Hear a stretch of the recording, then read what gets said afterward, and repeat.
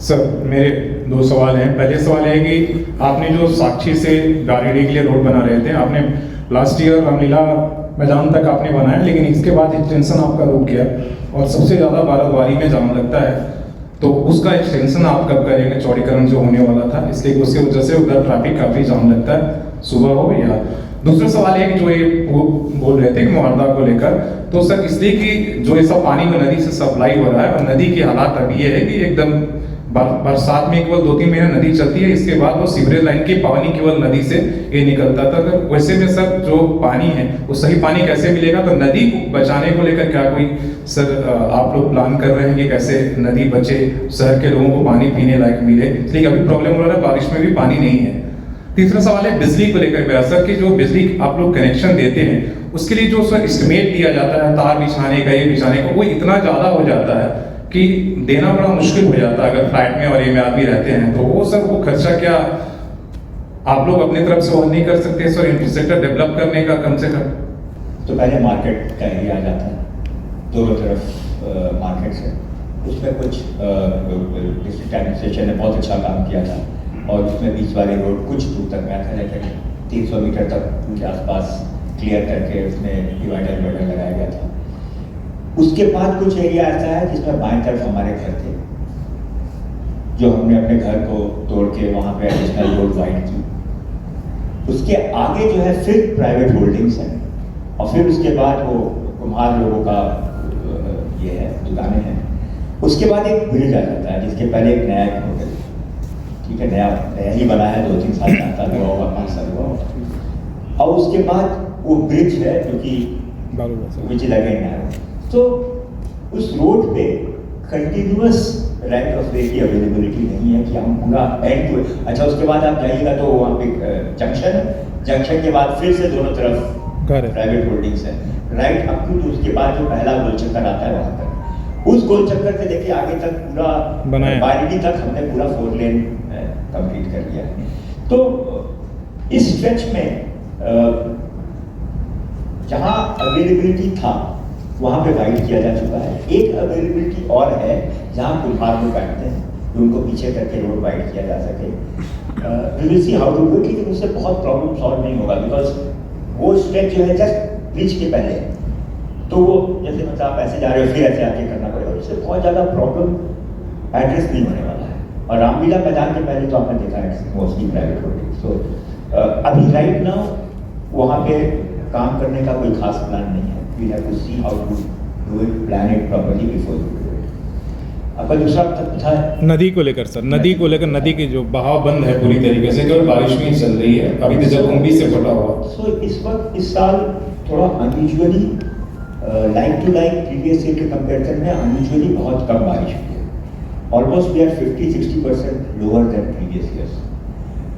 उसके चलते क्या हुआ है कि अपस्ट्रीम में चांडिल डैम में भी पानी का शॉर्टेज है, लेवल बहुत लो। और अगर आप डिमना डैम में जाके देखिएगा तो डिमना डैम में भी टू बी ऑनेस्ट वहाँ पे कुछ पत्थर थे जो मैंने आज तक नहीं देखे थे। तो I gone to Sunday, I was seeing कि some rocks were visible maybe 20 metres into. So पानी बहुत कम हुआ है इस बार और उसके चलते नदी में पानी कम है। इनफैक्ट कई जगह पे स्टैग्नेशन पानी का हो गया है। और जब हमने चांडिल डैम से पानी रिलीज करने की बात की थी तो उन्होंने कहा कि द लेवल्स आर डेंजरसली लो, हम रिलीज नहीं कर सकते। सो अनलेस कुछ पानी और बारिश हो, पानी का लेवल बढ़ेगा तब रिलीज कर सकते हैं। नाउ जब ऐसा होता है तो उसमें सबसे बड़ा प्रॉब्लम है कि आपका इंटेक पॉइंट कहाँ है। मोहर्दा में बड़ा प्रॉब्लम है कि इंटेक पॉइंट नदी के ऑलमोस्ट बैंक्स पे है। तो उस केस में ये प्रॉब्लम होता है, तो जो भी आपके शहर के ड्रेनेज सिस्टम वो नदी के बीच में तो जाती नहीं है, वो साइड में ही रहती है। सो अभी मोहर्दा का जेएनएससी ने हमसे पूछा था मोहर्दा सिस्टम को इम्प्रूव करने के लिए क्या चाहिए, तो वी हैव टोल्ड देम कि क्या क्या चीज़ चाहिए। उसमें एक बहुत बड़ा इम्पोर्टेंट जो हमने उनको कहा था, बोला था कि आज 25-24 MLD का प्लांट है, जितना हम 24 MLD सप्लाई कर सकते हैं। उस एडिशनल जो सप्लाई करना है उसके लिए एडिशनल कितना MLD का हमको ट्रीटमेंट सिस्टम चाहिए। और पूरे अभी 24 प्लस एडिशनल के लिए पूरे के लिए आपको इनटेक पॉइंट नदी के और अंदर करना होगा, more towards inside of the river, so that the water that is picked up by the intake point is cleaner, even जब नदी में पानी रहे तो भी क्लीन रहे। तो ये बहुत ज़रूरी है वहाँ करने के लिए, मौका के लिए। और I think that Ranchi the meeting was happened and they have appreciated this point that it is required. जहाँ भी अच्छा नदी का पानी पिकअप करना है तो आपको नदी में intake point, the last mile charges जो है वो कंज्यूमर को बेयर करने का है। उसका कारण क्या है मैं आपको बताता हूँ। पावर डिस्ट्रीब्यूशन बिजनेस में सारे रिटर्न्स जो हैं वो इन्वेस्टमेंट पे डिपेंडेंट है, ठीक है। जितना मैं इन्वेस्ट करूँगा उतना रिटर्न आएगा। अभी क्या है, मान लीजिए आपका घर आपका लास्ट माइल कनेक्टिविटी बहुत दूर है, 3 किलोमीटर अंदर है, और आपके लास्ट माइल कनेक्टिविटी के लिए मुझे 5 करोड़ रुपया लगा, ठीक है। इनका लास्ट माइल एकदम सड़क पे है, इनके लास्ट माइल कनेक्टिविटी के लिए 5 लाख रुपया लगा। अब ये 5 लाख रुपया और 5 करोड़ रुपया पूरा का पूरा अगर मैं बिजनेस पे चार्ज करूंगा तो एवरेज अगर आप देखिएगा तो 1,52,500 रुपया का इनके ऊपर आएगा, 1,52,500 आपको दोनों के ऊपर, क्योंकि वो तो टैरिफ के थ्रू आएगा ना।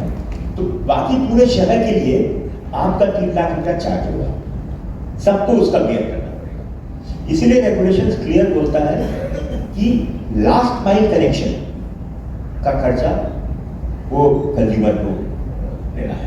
मेजर ट्रंक सबका खर्चा ये डिस्ट्रीब्यूशन एजेंसी देती है।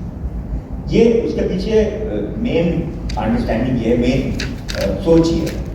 अब इसीलिए मैं उसको इन्वेस्टमेंट नहीं कर सकता हूँ, अदरवाइज मेरे लिए इन्वेस्टमेंट रिलेटेड रिटर्न है, मैं चाहूँगा इन्वेस्ट करना, लेकिन एक कंज्यूमर का बेनिफिट तो दूसरे कंज्यूमर पे चार्ज होना, this is not right. Regulation feel ये सही नहीं है। इसीलिए